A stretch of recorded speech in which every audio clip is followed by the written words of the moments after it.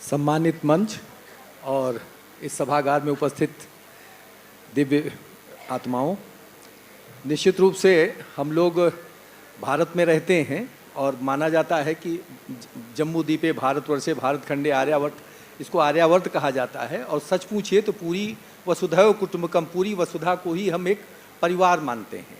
और एक वेदवाक्य है, अयम निजा परोवेति गणना लघुतेषाम उदार चरिता नाम तू वसुधैव कुटुम्बकम। मतलब हम कुटुंब के भाव से जब रहना सीख लेंगे तो निश्चित रूप से पूरे देश में शांति आएगी।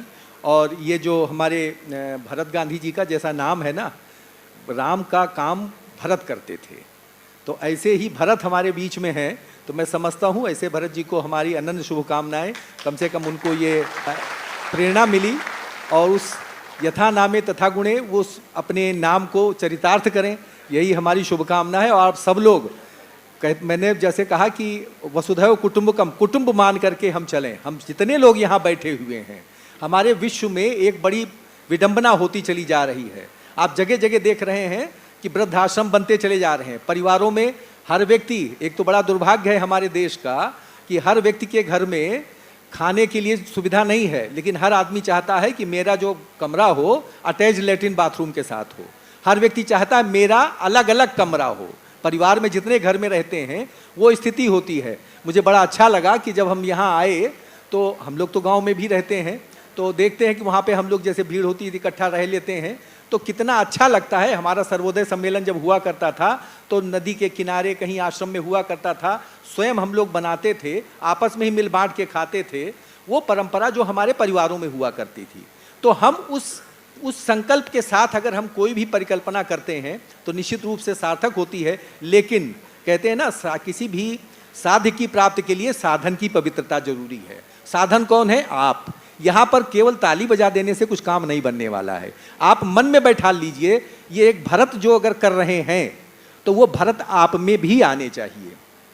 वो प्रण आपके घर से शुरू होना चाहिए। और आप जैसा ये ग्लोबल मिशन ये कह रहे हैं पूरे विश्व को एक परिवार बनाएंगे, तो वो परिवार की परिकल्पना तभी पूरी हो सकती है क्या आपने अपने घर को परिवार बनाया। जैसे पूरे शरीर की रचना कोशिकाओं से होती है, तो इसी प्रकार से समाज का आधार क्या होता है? व्यक्ति। व्यक्ति का आधार क्या होता है? उसका परिवार। उसका परिवार का आधार क्या होता है?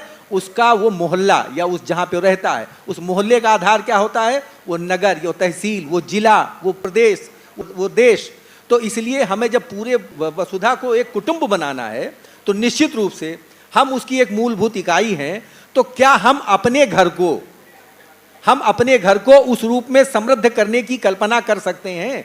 जब तक हम अपने घर को समृद्ध करने की कल्पना नहीं कर सकते हैं, तब तक आप ये सोचिए कि एक सरकार बन जाएगी जैसे आज की स्थिति में है। हम वोट दे देते हैं, उसके बाद भूल जाते हैं। हम सोचते हैं कि ये उसकी जिम्मेदारी है। वो हमारा प्रतिनिधि नहीं बनता है, वो हमारा मालिक बन जाता है।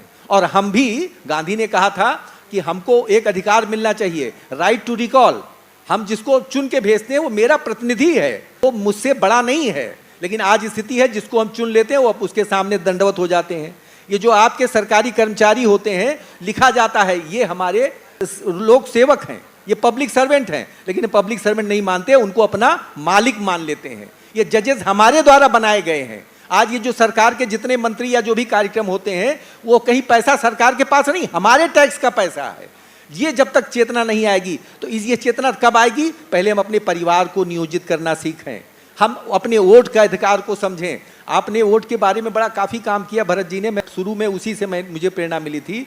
तो मैं चाहता हूं कि आप सब लोग, आप विश्व की सरकार बनाने चाह रहे हैं, ये निश्चित रूप से ये हमारा लक्ष्य है। लेकिन उसके पहले आज से ही, बल्कि अभी से आप सोचिए कि हम अपने परिवार में अपनी सरकार बनाएंगे, अपने श्रेष्ठ व्यक्ति को उसके अनुसार उसको जिम्मेदारियां देंगे और आपस में मिल बांट करके रहेंगे, जी खाएंगे और प्रगति करेंगे। जब तक ये कल्पना नहीं होगी तब तक ऐसे बहुत सी हम लोग चिंतन करते हैं, विचार अच्छे होते हैं, लेकिन सबसे बड़ी बात है साधनों की पवित्रता। साधन आप हो, इकाई आप हो, आपको समृद्ध बनना पड़ेगा, आपको सार्थक प्रयास करना पड़ेगा। जब तक आपकी तरफ से प्रयास नहीं होगा तो ऊपर से कोई चीज़ नहीं आएगा। इसलिए आप सबका बहुत बहुत धन्यवाद। मैं चाहूँगा कि आप सब लोग आज से अपने मन से प्रयास करो, एक परिवार बनाओ और परिवार का एक ग्लोबल परिवार बने। इसी के साथ जय जगत, जय भारत। हमें आपका साथ चाहिए पूरे संसार में युद्धों पर प्रतिबंध लगाने और लोगों को वैश्विक अधिकार दिलाने में। इस वीडियो का डिस्क्रिप्शन देखिए और ऑनलाइन फॉर्म भर के भेजिए।